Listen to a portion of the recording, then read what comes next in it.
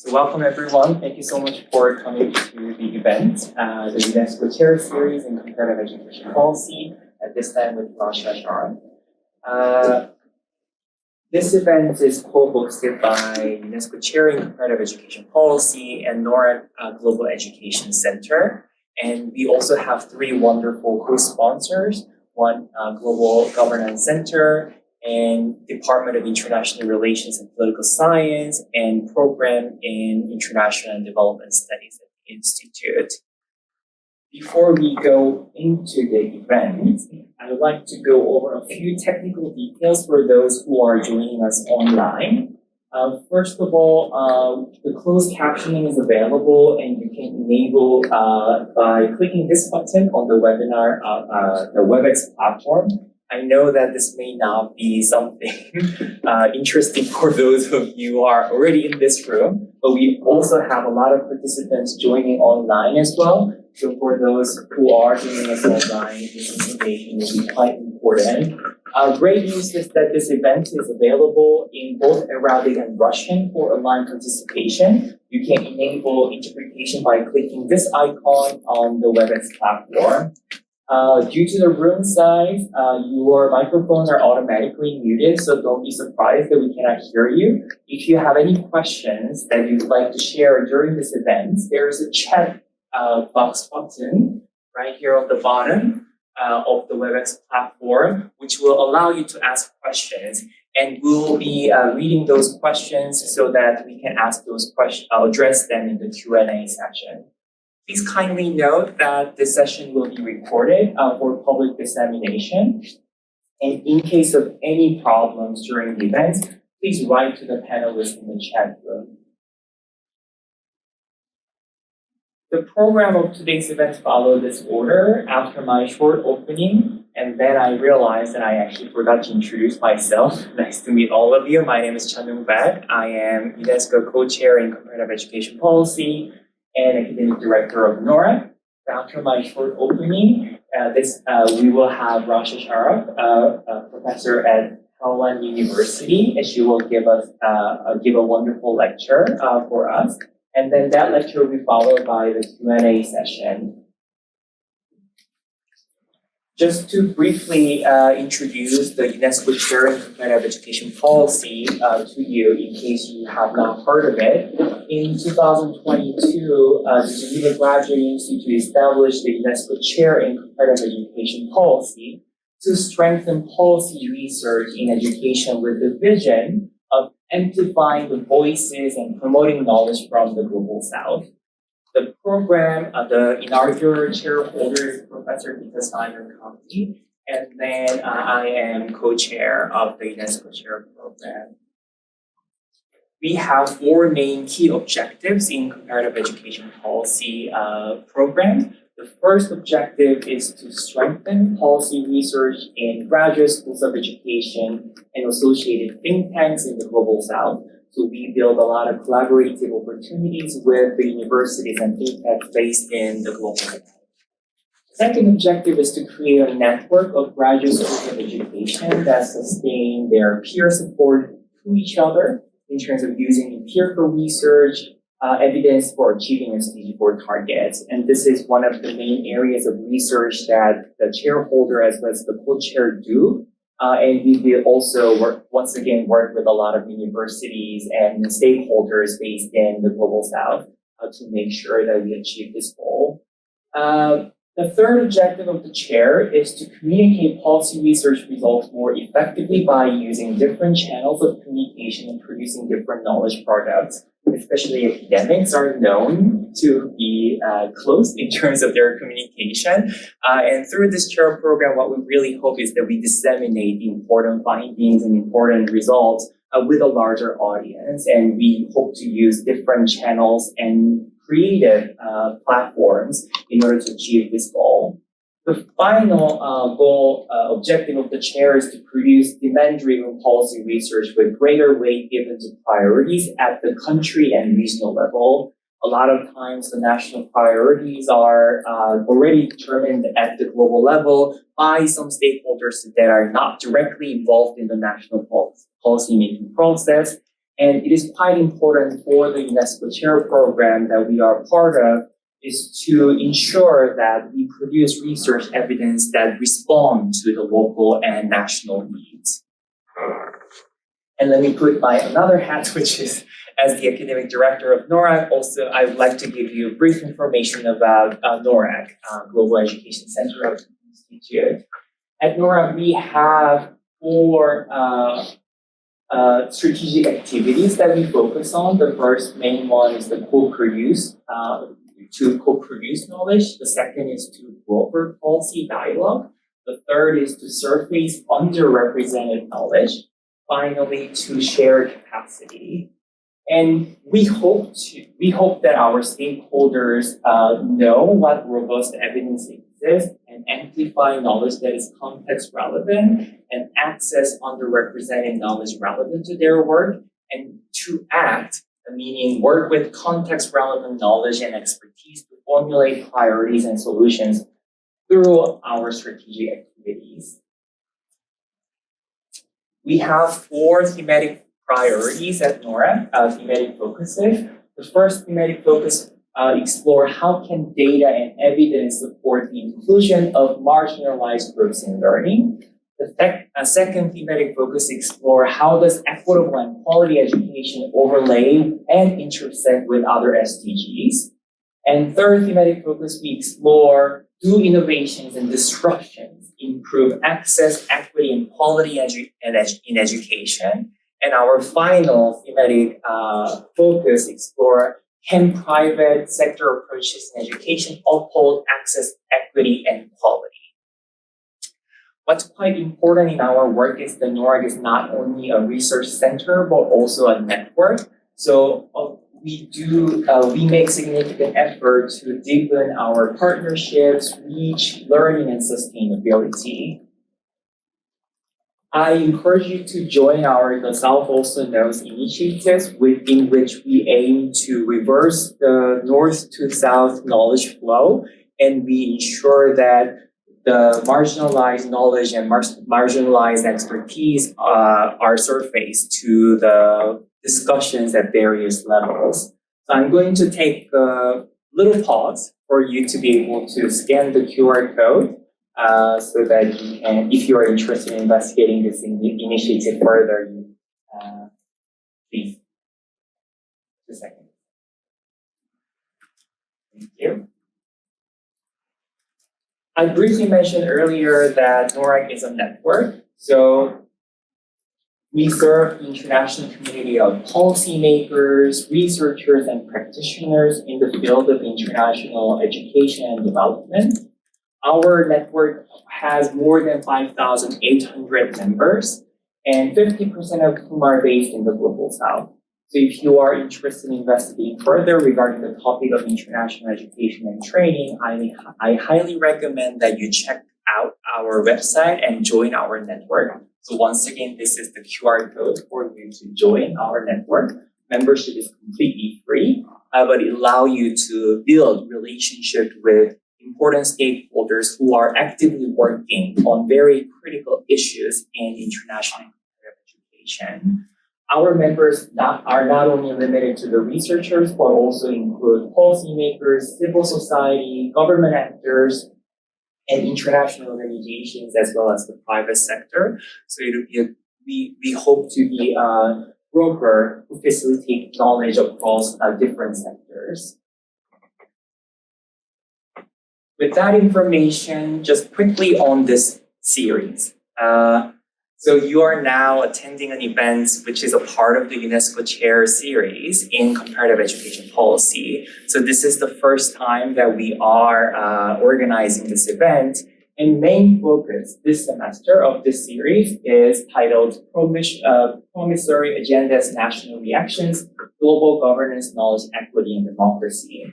And here in this series, what we are trying to do is we are inviting scholars, decision makers, and public intellectuals from the Global South to navigate the tensions between that is very inherent in the global aid structure.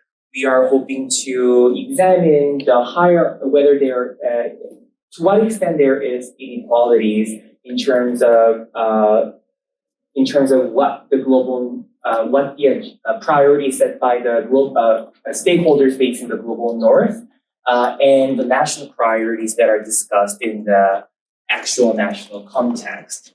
And we also want to explore how these dynamics influence the democratic governance in diverse contexts. What's interesting about this series is that this series has two parts. The first one is the lecture that you are participating right now on the first day. And the second part is the open cafe with the invited guest speaker. So if there are any remaining questions after today's event, I strongly welcome you to join tomorrow's open cafe at the FAB. And I will talk more about the exact time and location in the later slides. We also have two additional speakers coming this semester, and you can check out more details about these events on our website.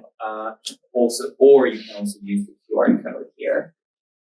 I will take 2 seconds for you to be able to scan the QR code. Okay.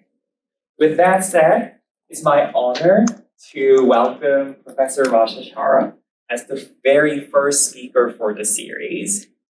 Rasha is a professor of international and comparative education and education administration at Helwan University in Egypt. She serves as the KICS EMAP Knowledge Lead for South Asia, the Middle East, and North Africa sub-region, as well as the NORRAG regional editor for the Arabic Special Issues. She was recently appointed as Secretary General of Education Development Fund of Egypt. Her research interest is in planning of education systems, policy studies, and development. Sharaf has consulted and advised in over 15 countries in MENA and South Asia. I'm very excited that Professor Sharaf agreed to be the first speaker of the series, which is organized by the UNESCO Chair program and NORRAG with 4 great co-sponsors. I realized that I forgot to mention one, and I really want to mention that in addition to the 3 co-sponsors that I mentioned, we are sponsored by KICS EMAP Hub.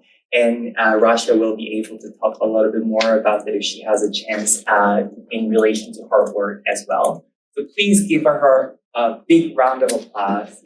Thank you so much. So am I heard clearly on the mic? Right, okay. First of all, I would like to welcome all of you and thank you for coming today to the lecture. I would also like to thank the UNESCO Chair for the invitation.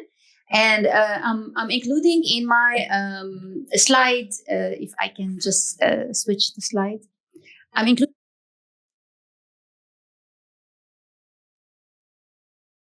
that took place in Washington, D.C.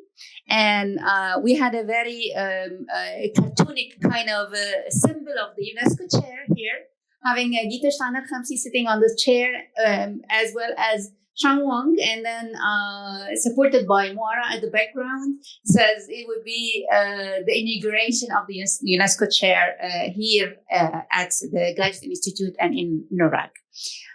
Today, we are going to explore a very controversial kind of topic, which is the promissory agendas, the very bright agendas, the good-looking objectives, and the glittery kind of future as compared to the local realities and to the national reactions in different parts of the world. Before I would get into the topic, I would first give you like a brief about my background. I started like PhD as a channel program in the US at the University of Pittsburgh in America. And then this was like 23 years ago. And then since then, I've been working with consultations in different parts of the world. And upon that, I had the chance to work with the World Bank, with the UNESCO, with the OECD, in different countries like the UAE, Kuwait, Iraq, Morocco, and Egypt, of course, and different parts of the world as well. Most recently, I've been fortunate to join the team of KICS EMAP and then working with South Asia as well. And they all add up. They all add up to the like bits and pieces of a big mosaic picture of education reform worldwide. So I'm trying today to join two things. Academia as being a university professor, reading research and looking into articles and things like that, working with researchers, supervising graduate students, as well as a practitioner, working with countries and governments and funding agencies so as to get things happen on the real ground. And here I would refer to important theories of globalization because, I mean, I'm having here in yellow where I live, Egypt. It's a country dear to my heart. It's my homeland. And here is the world map and globalization theories. There have been many globalization theories. Are you aware of any of those globalization theories? Have you included them in your research before? Have read about them? Discussed them before? Does anyone would like to share any information about globalization theories? Well, globalization theories emerged as part of the world economic system. So a critique for those theories that they come from economy. They talk about money and finance and the flow of goods and things like that. And this is why the main globalization theory, which is the world system theory, it has been criticized by educators that it does not belong to the education sector. It does not talk about human beings. It talks about trade. So it's not good for education for us to use. So other theories have emerged. The modernization theory would tell you that if you would like to succeed, like those who have succeeded, you should follow the same path. And this is why we use Western knowledge for those who have succeeded and managed to get high scores in the PISA exams and things like that, so as we can follow the same path and reach the same destination as they did. So if you want to modernize your education systems, look at the modern education systems and follow the path. All right. So this is the modernization theory, and it is the underlying theory behind the big international organizations and the Western knowledge at large. But another theory, which called dependency theory, it's having an opposite position. It says that, this way, if we follow your path, we would never be independent. We would always be looking at your footsteps and following your path without reaching the level where we be independent and self-sufficient.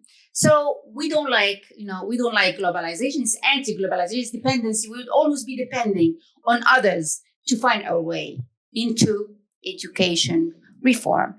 And this is why I was referring to the Western construct, because Canada, US, Germany, France, OECD in Paris, and United Kingdom, and the knowledge flowing from the West to the rest part, to the South, right, and to the countries in the MENA region, in South Asia, and in other parts of the world. All right. So, and of course, now we have Australia, we have Japan, but this is like the majority of the Western knowledge has been developed. And if we look at the statistics later on, we would see that I asked Copilot. Copilot is an AI supported tool. So I asked it, those are the big organizations that represent Western knowledge, like UNESCO, OECD, and the World Bank. So I wanted to know, what would AI tell us about those organizations and this flow of knowledge? So if you look here, Copilot says about data, the biggest data about research is found in ERIC database, which is a US based database for research, and millions, over 1 million of records of journal articles documenting research that has been conducted in different fields of education. And as well, the UNESCO Institute for Statistics, the UIS, all right, it provides as well extensive data about global indicators looking into education systems at different parts of the world as well. The OECD education database as well is data on outputs of educational, like test exams, internal learning outcomes. Those are the outputs of the education systems. And the way they are explained are also available on the OECD education database. It would be very interesting if you look at the country reports produced by the OECD after each exam cycle, and it would tell you about socioeconomic indicators, it would tell you about education quality indicators and many things for the countries that have been involved in those examinations. All right, and then the ProQuest education collection, the World Inequality database on education. Those are like the biggest databases that would include information relevant to education policies worldwide. All right, so then I asked the AI is to conduct a kind of a content analysis for the strategies of those organizations, the big organizations. What are they for? What they want to achieve?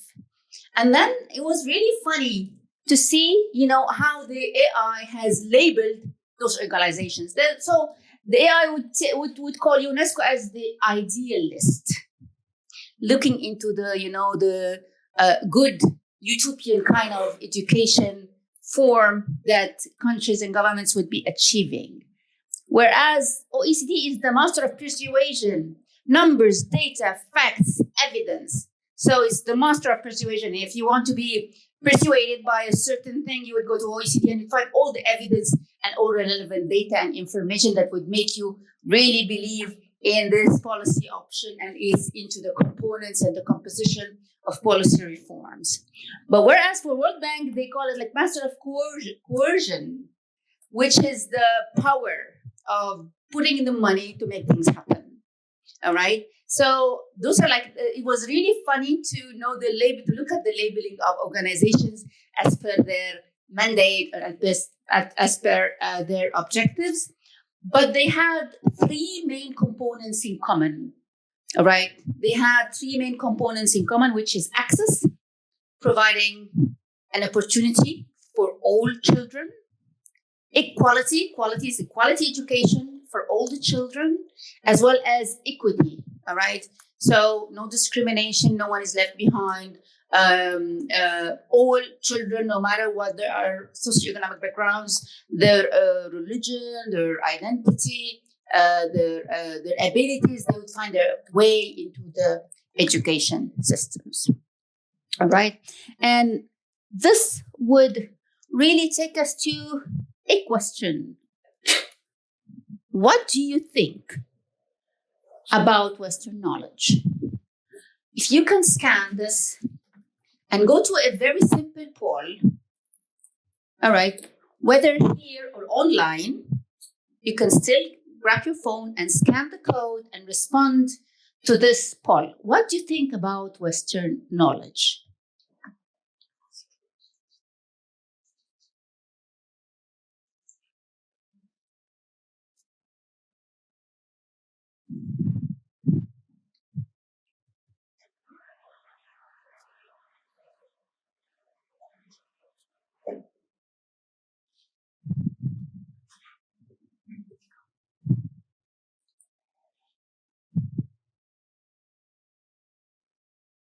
There were a number of questions, and I was very confused whether to make it only one choice or to allow readers to choose more than one, although many of them would be contradicting. A couple of them would be contradicting, but I allowed you to choose whatever you want as would be representing your perspective towards Western knowledge.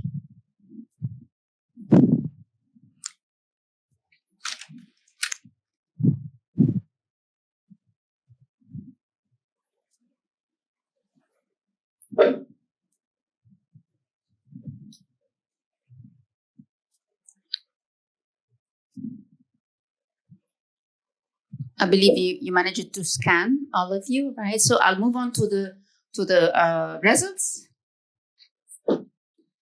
and see. All right, here we go.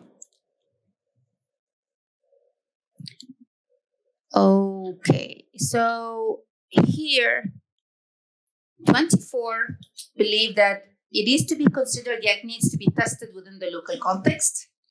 And followed by, it is to be considered after local knowledge is produced for comparisons. So it comes later, at a later stage. And some of you believe that it is based on decades of research and assessment, and it is trusted as is. And it's not needed where knowledge could always be developed at local level. Those are like 6% and 8%. So the majority is, it is to be considered, all right, but needs to be tested within the local context. Let's now go into a journey, all right, where we explore whether our answers really fits the reality from my own perspective or not, all right?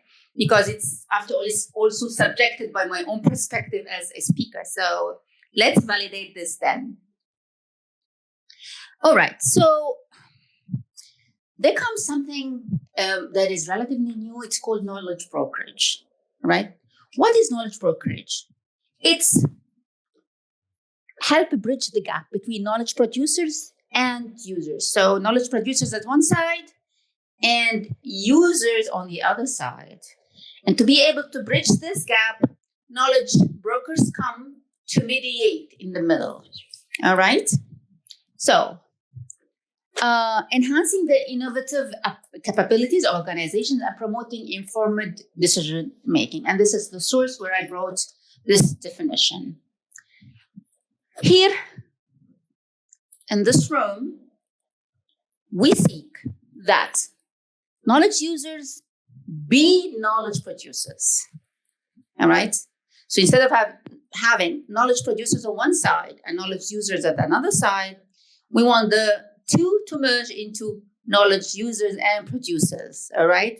So as to reach a better relevance for the education policies to be developed, all right? Please feel free to interrupt and ask any questions at any time, all right? So I would start with the case of Iraq. I was fortunate to be part of the team working with the UNESCO IAP in Paris, providing the consultation for the development of the Iraq strategy 2031. All right.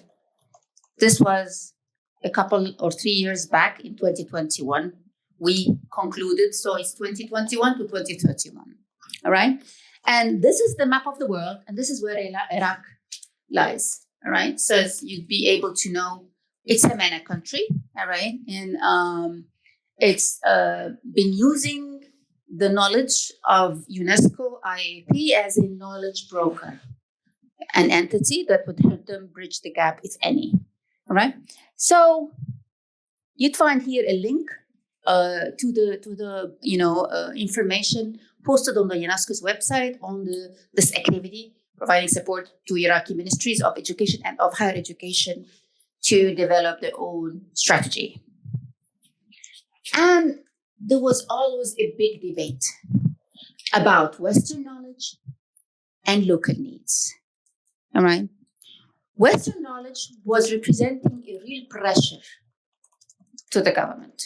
Why is that? Because of the international rankings. All right. We don't want to be labeled as behind. All right. We want to join the race and prove that we're improving. Okay.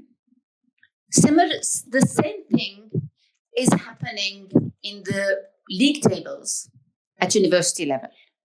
Have you heard about the TIMSS and the news, the US News and the QS rankings and also those sorts of rankings? And they're now putting a lot of pressure on universities because if you're not ranked, you wouldn't be able to get funds, you wouldn't be able to make partnership with other universities, and you would be labeled as being inefficient. So it is a race that all education systems worldwide want to join. But in the case of Iraq, that is recovering from civil war, for them, priorities are different. The schools and universities have been bombed. So looking into rankings is not realistic here. All right. And there's been this discussion whether it's access or ranking. All right, as a priority program.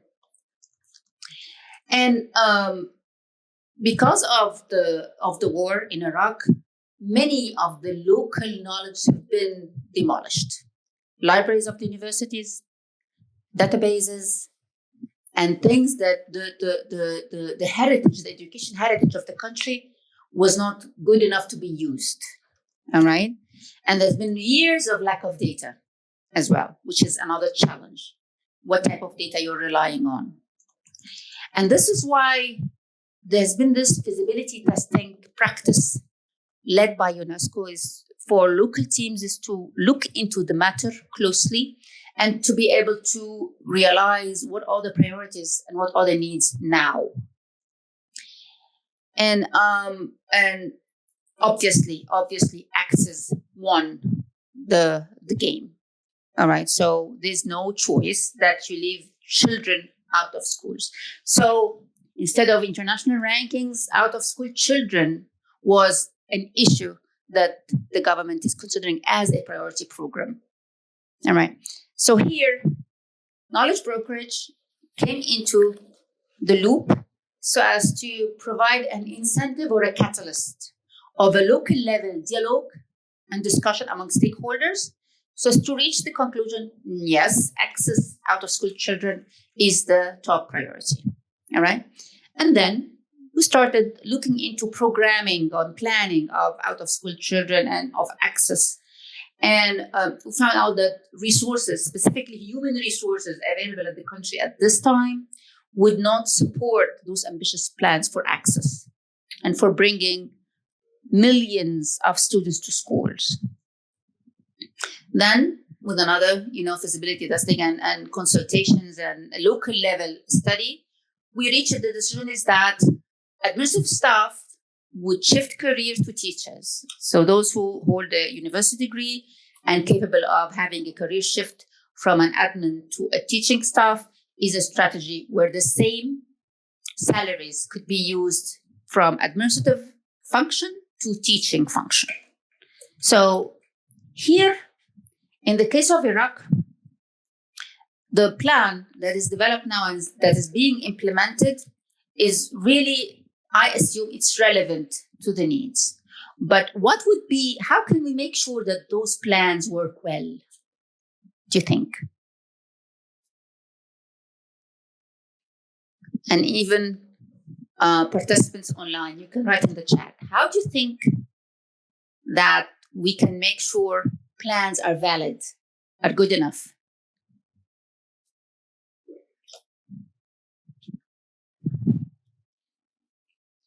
It's a newly constructed plan. It's, after all, based on assumptions, but we need to make sure they work well. How can we make sure they work well? Any keywords on the chat?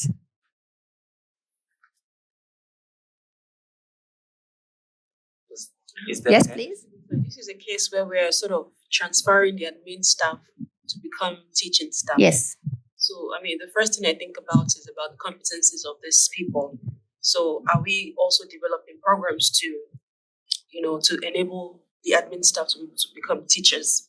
So that'll be the first thing I think about. Thank you very much. Capacity strengthening is another factor that is to be considered and that is critically important to make sure that this is a valid plan. Thank you very much. Any other thoughts? Yes, we have some from the chat. Yes.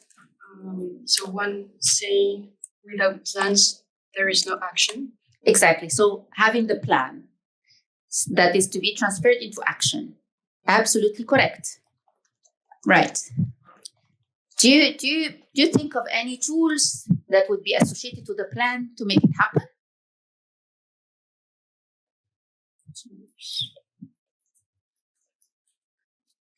So do you think that we need to wait until 2031 to see if the plan worked well or not? And then we have someone suggesting monitoring. Exactly. Thank you. Thank you so much. Our online hero. for providing the inspiration on monitoring. Yes, monitoring is very important to be associated with the plan. And then while thinking of a plan, we need to think parallel about how to monitor and how to make it happen. Exactly. Thank you very much. Thank you very much for your valuable input to the discussion. We would now have to fasten our seatbelts. Can you fasten your seatbelt, please? Because we're going to travel from Iraq to the Maldives, and it's going to be a bumpy ride. All right. So if we fly over the Indian Ocean to the Maldives, we would go to another case, and that is a very simplified map of the Maldives, because the Maldives is composed of hundreds of islands, from hundreds of small islands. And it's a very challenging geography. It's a very challenging geography. All right, we've been there. All right, just to move from one island to the other on a boat, on rough waves is really something. All right.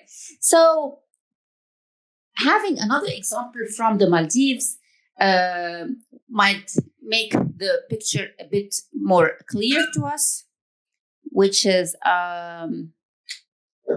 the KICS map. The KICS map is an abbreviation of knowledge, innovation, and exchange. And the EMAP is for Europe, Middle East, Asia, and the Pacific. All right. So it's all the huge region of Europe and the Middle East and Asia, East Asia, South Asia, Southeast Asia, and the Pacific. All right. Incorporating 39 countries. And within the work of the KICS EMAP program, which is hosted by NORRAG and the Graduate Institute as well, I was fortunate to be working with the Maldives as the knowledge lead for the South Asia subregion. And those are an examples of knowledge reports that resulted from learning cycles. Learning cycles are 6 weeks kind of training provided to local experts so that they can bridge the gap between Western knowledge and local needs. All right? Getting both together. The 4 reports are available on the country page of KICS EMAP on the Maldives. And they come from different learning cycles. One about equitable access to education using geospatial data. The other one about the integration of 21st century skills, education for students with complex learning profiles and disabilities, and scaling teacher professional development in the Maldives.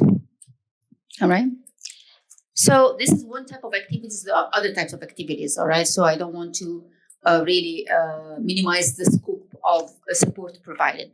But this is one important kind of activity that led to policy uptake.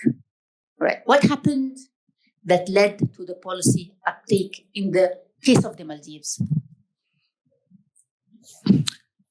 Learning cycle 2 and the outcome case, they use geospatial data.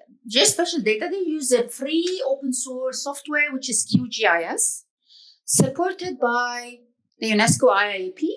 All right. So in this case, who was the knowledge, the representative of the Western knowledge, which was IIP UNESCO. And then they found out that when they put higher secondary schools and lower secondary schools on the map, they found that like many islands lack the upper secondary and the higher secondary service, school service. All right.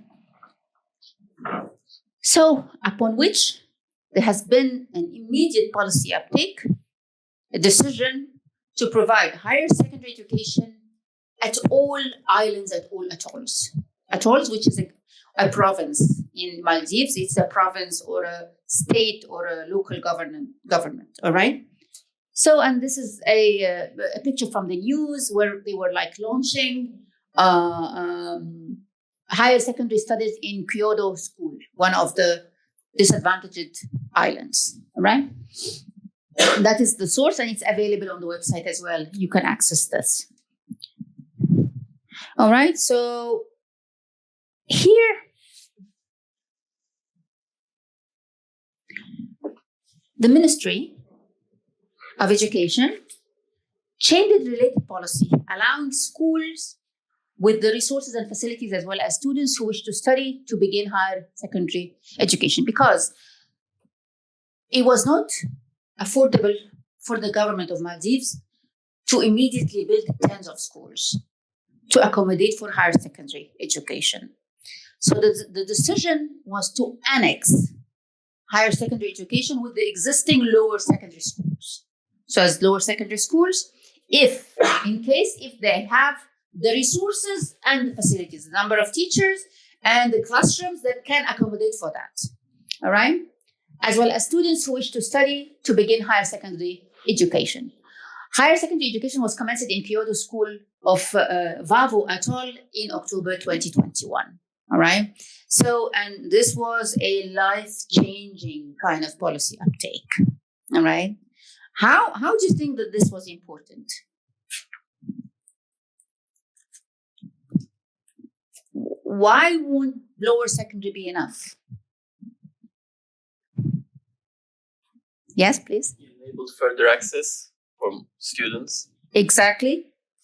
For further opportunities for students to continue and to pursue their study. And then what would happen after they get access?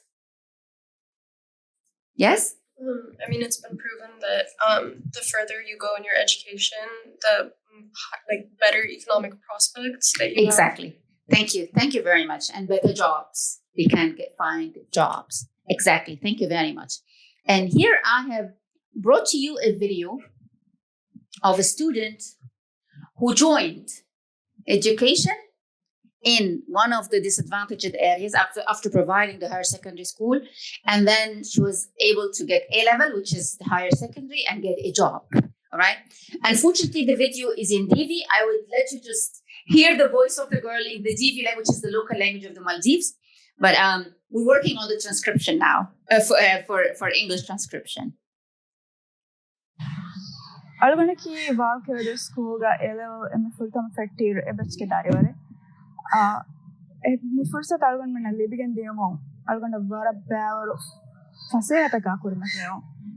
Algonda yagin algonda ay ko kiwi hendari varum vesmitama ipaswanakam ade. She managed to get a job. That's the translation, the short translation of the video. And then I would take you to another slide where Dr. Amina Chafia, she was one of the authors of the country report and one of the implementers into the government and into the policy uptake. She's from academia. She used to work at the National University of Maldives and then moved to the Islamic University of Maldives as well. She's still in Maldives. All right. So she's speaking in English, and this is why I brought her video.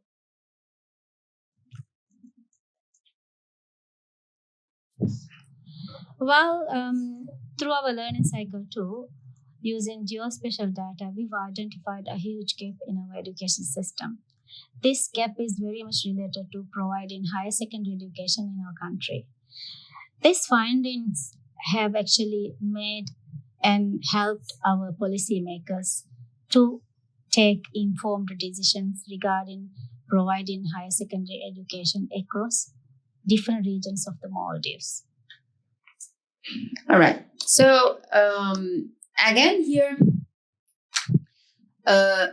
when things work well, they change people's life. They provide better opportunities, and they are relevant to the local needs. Hence, they are successful. So, I would like then, if we get the point that, yes, Western knowledge is important, but not enough on its own. It needs to be verified, adapted, and then proved successful within a certain context.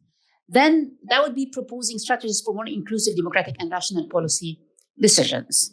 The first of which is the looking into systemic transformation. What is systemic transformation?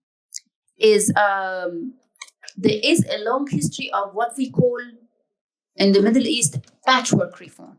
Patchwork reform is that you find a problem here, you put a patch on this problem, and that's it. All right. And this would disconnect this problem from other associated, causes for this problem. All right.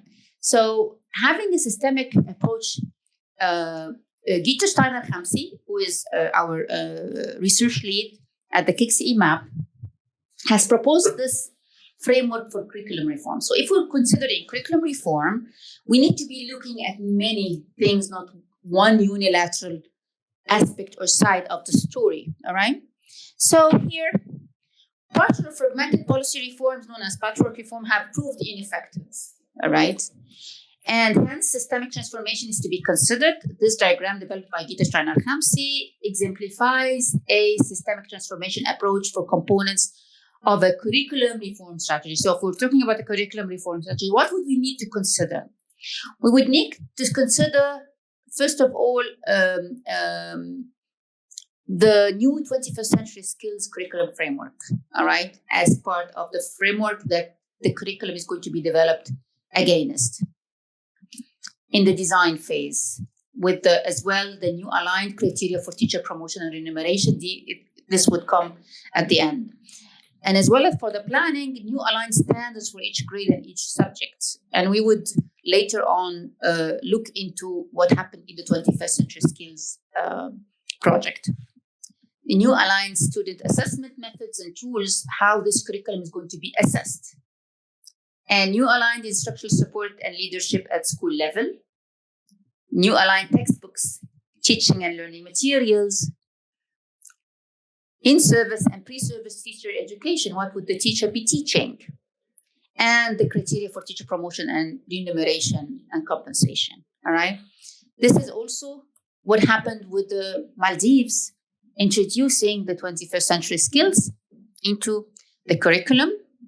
During the learning cycle, the team from Maldives, they developed a heat map, all right? A heat map with the green that is available in the curriculum, with the yellow that is partially available, and with the red that is missing. This is what we call the heat map, all right?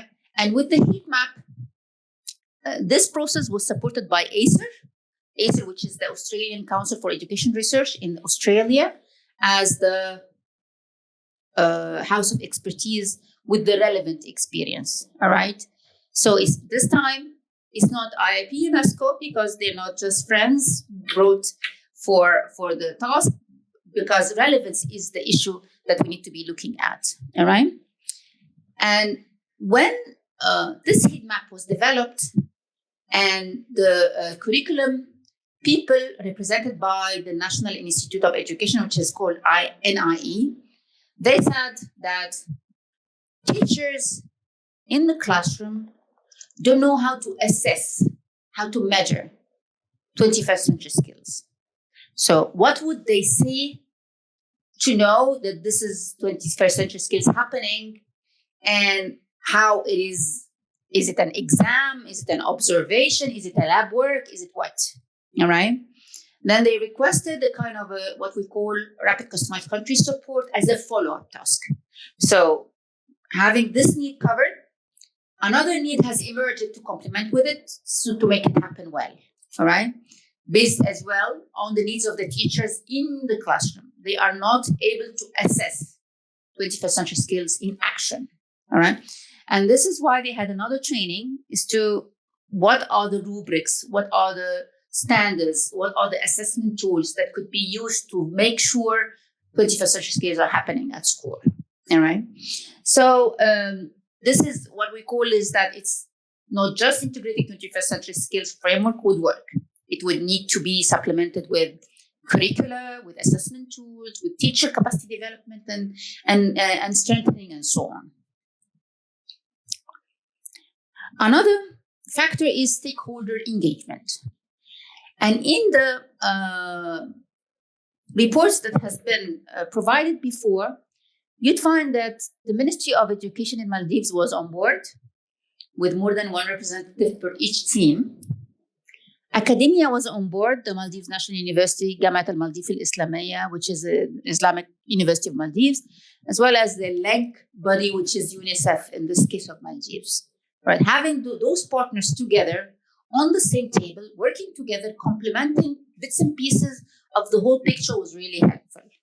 All right, so they would all be moving towards the same objective in the same direction, not conflicting, not struggling. So it's really critical to involve a wide range of stakeholders, including government, civil society, development partners, academia, and research in the decision-making process. This ensures that diverse perspectives and needs are considered. All right, so this is the second kind of advice for strategies that would be more inclusive and democratic in policy decisions. Evidence-based policy making, right? Where is the evidence? What would tell that this would work here or there? All right. So the use of empirical data, research findings, and evaluations is needed to inform policy decisions. This is one of the capacity building and strengthening activities in IE, working on the assessment components of the 21st century skills, as I mentioned earlier. All right. So evidence-based policy making is really important from local partners. All right, inclusivity in policy design. How inclusive this is. And it's very ironic when you know that some policy options would fire back on other groups of people into the country. So if we talk about privatization as one of the world, big movements in education in many countries, this would fire back on students from poor backgrounds, from poor families.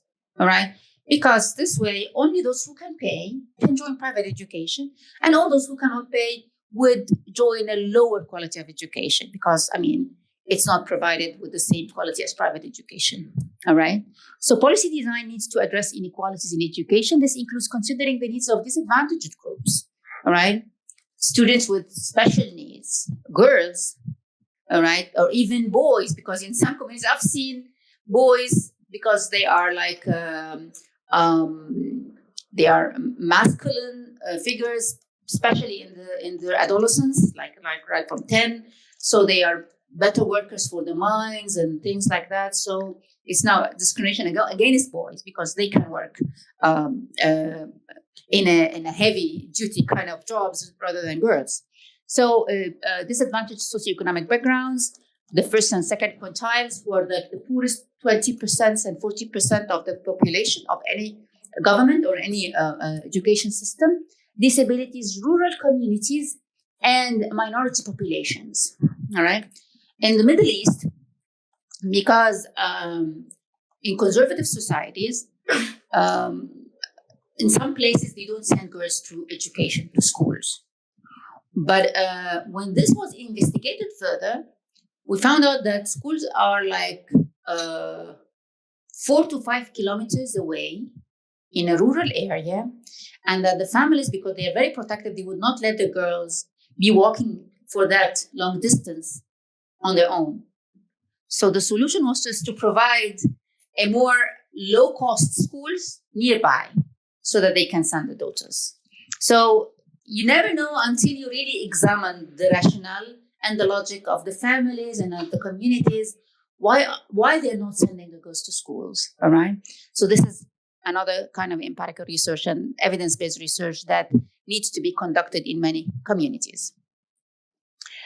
And incorporate local cultural values. It's really important to consider cultural values.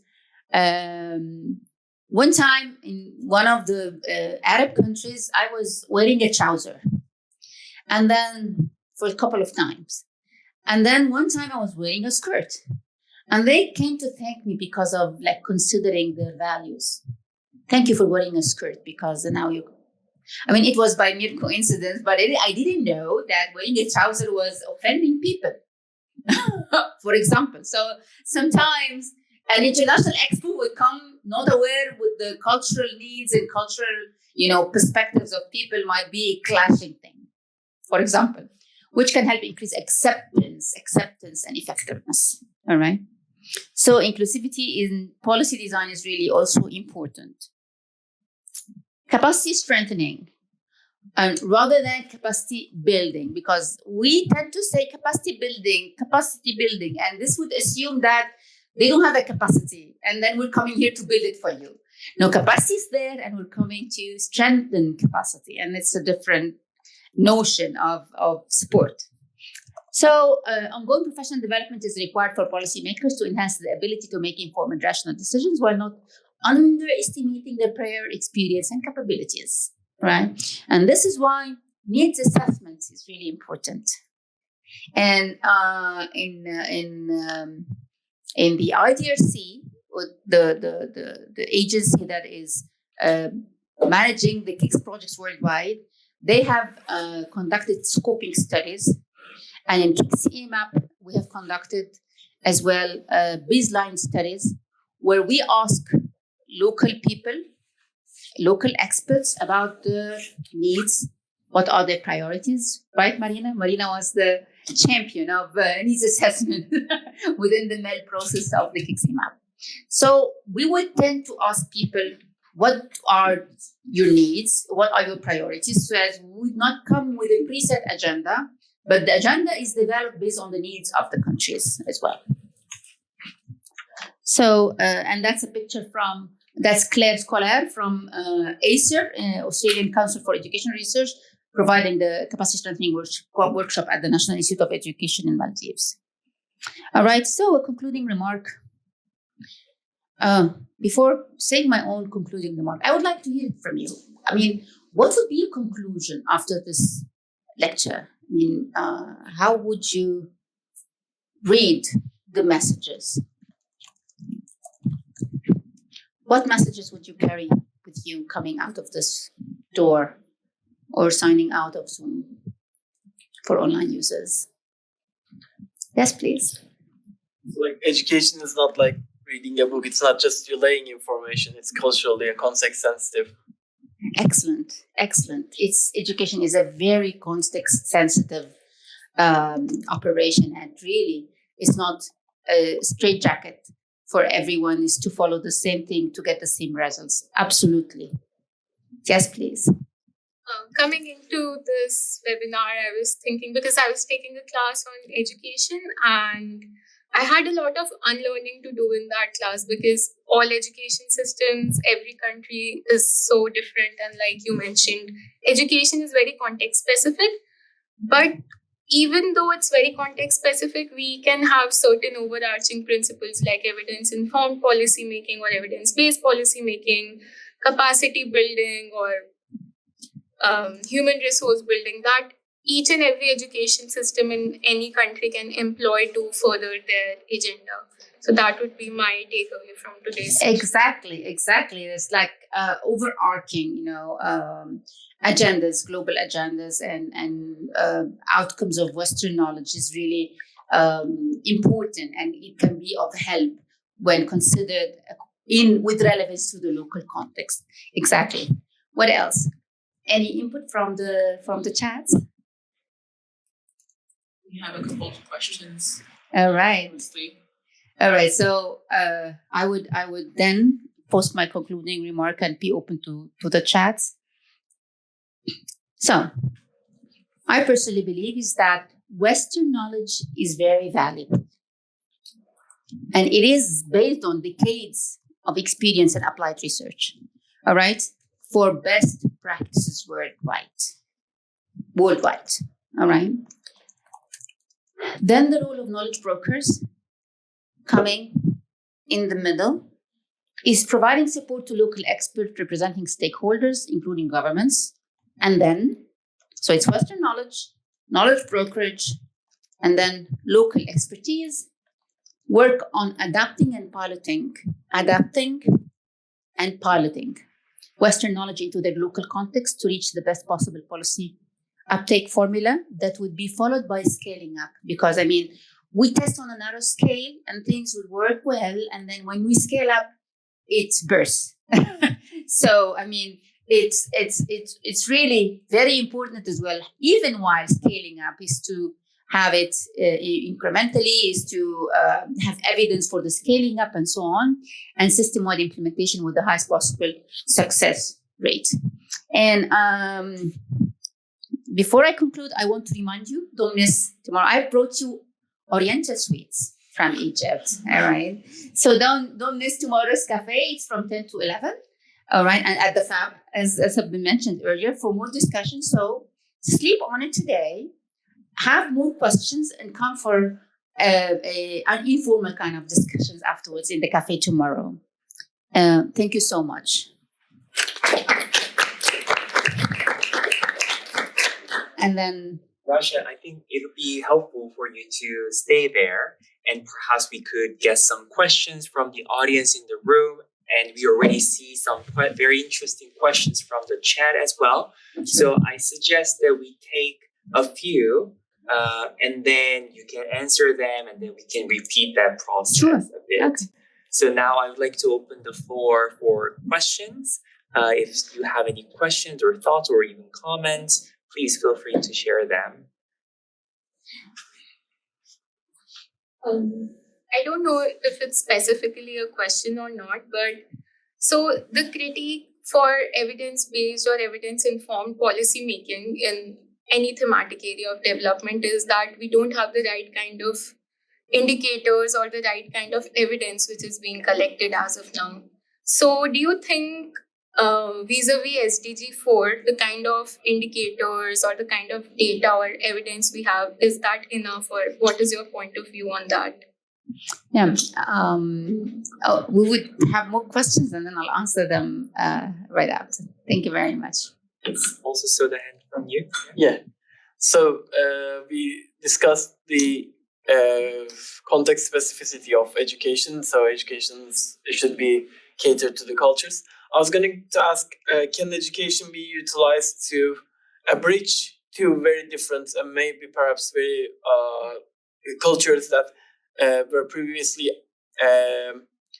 more aggressive to each other? So can it be used as a peace approach between cultures? And is there any case for that? Yeah, that's a beautiful question, actually. Yeah, because I would answer those two questions. As for the first question on SDGs and the evidence and the indicators, of course, UNESCO has laid the description of the SDG with the indicators that are required. But it's the local government, and it's even the local municipalities, and it's the schools that should be aware of those indicators to be able to assess the indicators. All right. The problem of data is really a problem in many countries, is to have a collective kind of data. And this is why when you look at the UIS, the UNESCO Institute of Statistics, you'd find in countries dashes, and then it's a zero at the end. So the unavailability of data would result in a zero and a lack of ranking. It does not mean that they don't have education. They have education. They might be having a level of quality of education, but it's not seen. It's not registered. The challenge of data is still there. And the capacity strengthening, the thing that you've already noted as important for different administrative level, because sometimes with policy uptake, we focus on the top management at the ministry, and we tend to ignore a bit the middle management and the lower management, which is extremely important because that is the path of data and the path of implementation. So I agree with you that there is a vague, cloudy, set of data available that would help us track the SDGs indicators. And for this, we would need more capacity strengthening. For the use of education for peace, that's a very important question because a lot of prejudices would come out of education, unfortunately. So the way you bring up generations, telling them aggressive messages or negative messages about other people or about other populations, whether inside the same country, by the way, or outside, about different groups of people, would be into the background of the heads of the people when they grow up and would sustain conflicts. And yes, education is the right places to start peace. And when people meet and collaborate, there has been a very nice incident where I'm not sure if I would be able to say that or not, but there's been a conflict between two countries, and one candidate was refused to be invited to the other country. All right. But when the two people met in another function, they became very good friends. And now the other person is looking into ways and policies that would allow a mediation between the two countries after they have met and they have talked and they have heard to each other's perspectives and so on. So yes, education is a very powerful tool for peace. Thank you. And then we also have very interesting questions from the online audience as well. I would ask you two questions from two people because I think those questions are somewhat related to each other. So please allow me to read those questions out loud for you. Since you started with globalization theory, I am just wondering whether there is any uniquely global or solely local knowledge. Are these binaries helpful still? Also, is there one true local knowledge? Aren't there many local knowledges that we need to acknowledge to understand how power dynamics operate within the seemingly homogeneous local? So that's one question. And the other question is, do you think that Arab scholars would use a different kind and definition of evidence as compared to scholars in the West? Right. This would take us to the fundamentals and foundations of education research and what we call evidence, right? Because if you have a very solid methodology for education research and you follow the procedures and you would reach the evidence, then that's an evidence, all right? So that's an evidence. If things would have been tried in this context and they work in this context, so that's an evidence. The problem is the diversity and the gap into the quality of research. So which would result in different kind of evidences within the same context.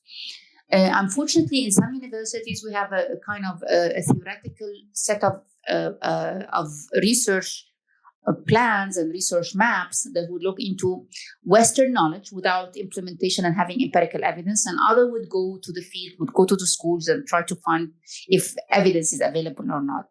So there might be many evidences given that it is a solid research methodology that is undertaken. So yes, there could be many evidences. But what was the other question about? So the first question is the categorization of the local knowledge and global knowledge, whether this binary is still helpful, and even within local knowledge, aren't we acknowledge the differences? So local knowledges instead of global knowledge. The barrier towards local knowledge is a strong barrier, which is NORRAG is working beautifully on, is the language barrier, because there is an immense kind of research publications taking place, and like thousands and millions of journals and journal articles being published, but they are not read by the West. They are not read because of the language barrier. They're published in Arabic, and they are available on local databases, and they are not seen on the international front. And this is why some initiatives like the South also knows, and having regional versions of the NORRAG NSI in Arabic language and in Russian would try to minimize the gap and to cross the boundaries. So yes, there is the boundary between Western knowledge and local knowledge, and there are local knowledges still, but and regional knowledge as well, because I've missed focusing on the regional level of knowledge. We have in the KICS EMAP in the South Asia, we have Pakistan and Bangladesh, two South Asian countries, all right? Both countries have been through the floods disaster that has affected schools and closure of schools, and which is education in emergencies. But the way Bangladesh can learn from Pakistan is questionable, because Pakistan is a federal government having provinces, and each province would be a standalone kind of government with their own regulations and bylaws and legislations and so on. And Bangladesh is centralized kind of governance into the country. So it's questionable whether this country can learn from this country having within the same regional context having same governance structures or not. All right. So even regional knowledge is there, and needs as well to be worked out how to benefit from the regional knowledge. So local knowledges are available as well, but the exposure and if people can really have access to them in the proper manner. Even if Western knowledge is there, many Arabic-speaking researchers cannot read English, so they also do not read the Western knowledge. So language barrier is one thing that we need to be working on, providing translations, providing language learning and other means that would help this world talk the same language. In terms of, I hope I'm not asking all the questions. I am actually reading the questions from the chat. So it's not me who's asking all the questions. In terms of these categorization of local knowledge, global knowledge, and regional knowledge, one thing that one of the online participant acknowledged was there are some cases that local have been educated in Western universities. Yeah. So the question from the audience was, how does that impact the process of knowledge brokering? Right? Yeah, and this is a very important question, because ironically, most of the local experts are graduates of the Western research organizations and institutions. So they would be at a better position of understanding the difference in context and mediating the differences and being a liaison officer between the two parties of Western knowledge and local knowledge. So local experts who have got the opportunity of getting the education in the Western knowledge context are very helpful, and they are always there. They are attending all the webinars. They are available with the learning cycles, and they're very active because they are acquainted with both contexts, and they are very valuable assets for the country. And actually, this is my question. I mean, so if we actually consider the role of these workers in local education policy making context, how would you say about the inequalities within the local education policy making context itself? Because a lot of times when the local experts are trained in Western universities, often those experts belong to the social class that could be considered as the elite in that specific local context. So wouldn't you say that if those local contexts who are trained in Western universities come back to their countries and then once again participate in the local education policy making, wouldn't that be perpetuating some of the existing hierarchies and inequalities that we hope to criticize and question? No, that's a very good question, actually.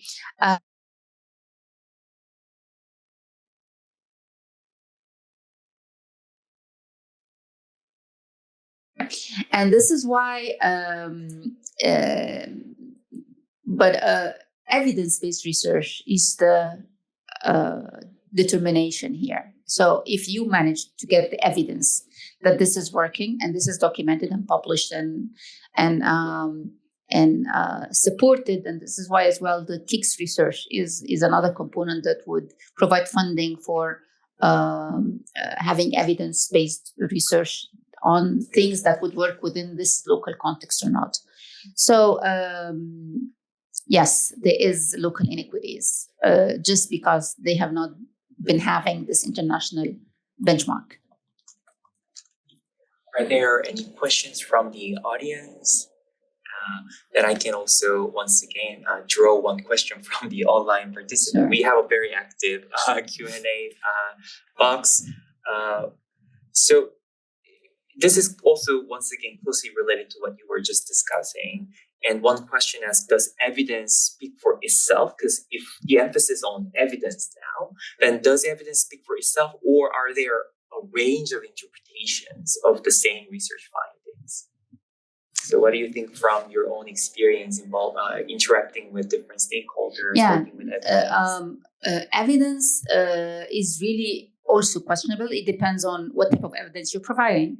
So if you have provided an intervention, and this intervention would help students get the full mark, but the assessment tool is questionable, I mean, this is again a very big question mark. So a lot of research in the Middle East has been conducted on shadow education, private tutoring, all right? The private tutoring, which is called shadow education.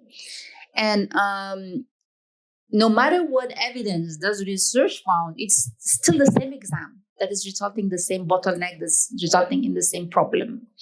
So it's here having local evidence would be questionable because some of the factors considered within the research are also questionable. So are the assessment of the results valid or not?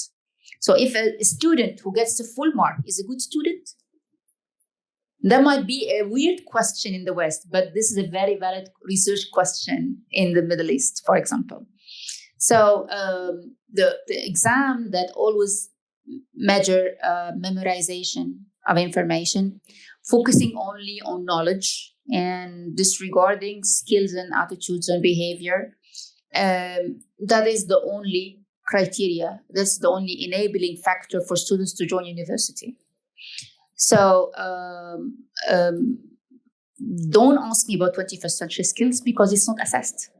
So it might be in action into the classroom, but it's not evident into the tool that is being used.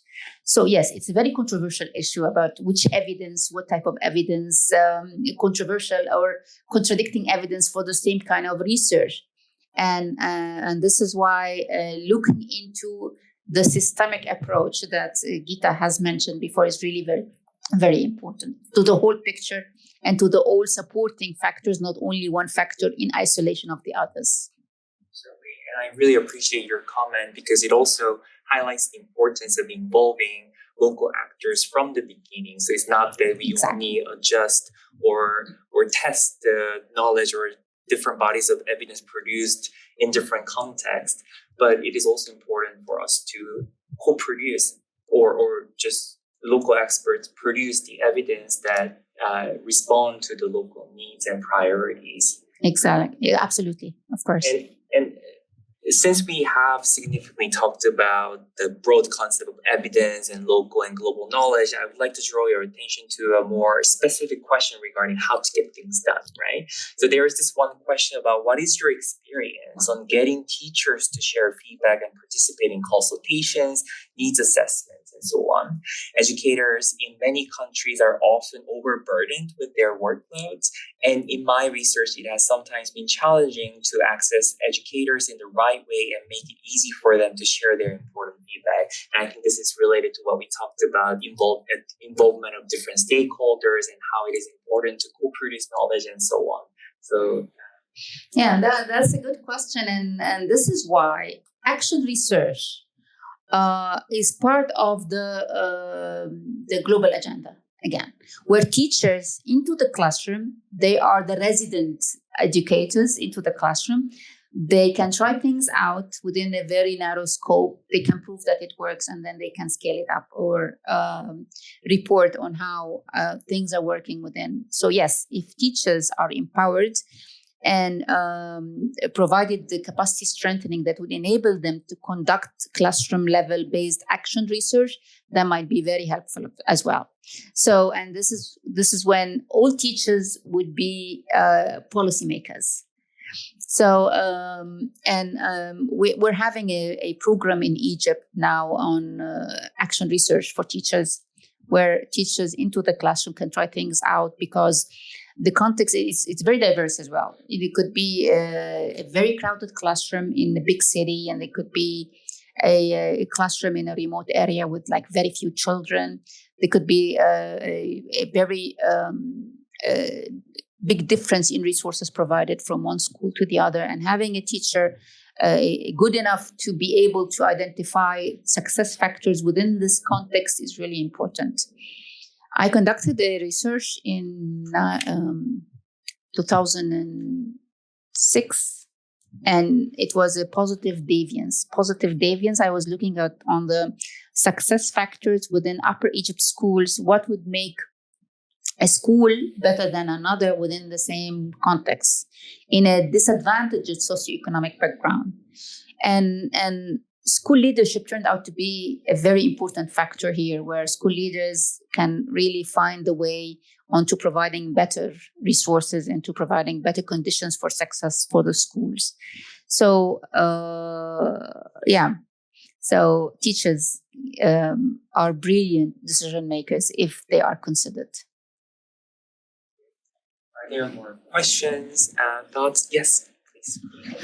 Rasha, I think you provided really insightful reflections on how we can make that knowledge coming from the global south more contextualized, more useful, more relevant, especially with engaging the national, local actors with that knowledge and making sure that their knowledge is also considered when looking to that adaptation of knowledge.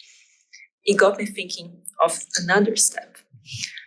What potential opportunities do you see for knowledge produced in the South to influence the North? So we're thinking a lot about how the North, how that knowledge from the North can be better utilized in the South. But there is a lot of knowledge being generated in the South as well. What opportunities do you see for that reverse flow happening as well? Yeah. I could see that a lot of research in the South are having this human kind of a personality, students' welfare, cultural identity, and things like that, which really, yes, can be very useful for the West as well. And there is a lot. I mean, I could see some researchers from the West are very happy to see what the evidence has been modified in a way, and it's a broadening the scope of their own research. So, and we owe them this credit, is that this is something that you've produced, but it has been adapted and it worked somewhere else. And they need to get the credit for that, and they need to know that the outputs of and the outcomes of their research has been useful and applicable somewhere else in the world, but they seem not to know about it anywhere.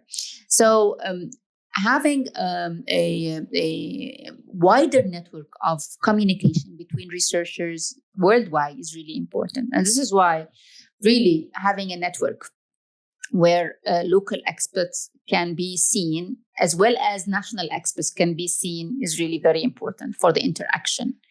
And for the use of knowledge into the local context as well, this can bring an insight back to the West. I mean, so why can't I try to find another way of doing it, like what has been done in Bangladesh or what has been done in Maldives? It might be having a better evidence and a better a kind of a success rates when employed in Finland or Denmark and other places.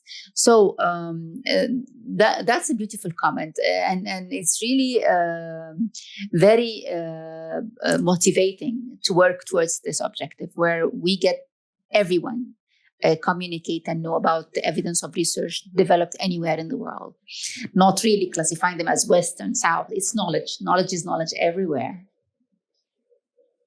Thank you so much. Any final questions, thoughts, reflections? I mean, our time is almost up. I'm pretty sure there are many interesting questions. I see that there are still some questions that are very interesting and relevant for this discussion. But I would like to propose that we save those questions for tomorrow's Open Cafe.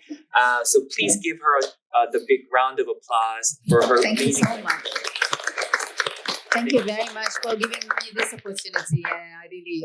That said, thank you so much for your participation and amazing your engagement with the amazing discussion. Thank you so much.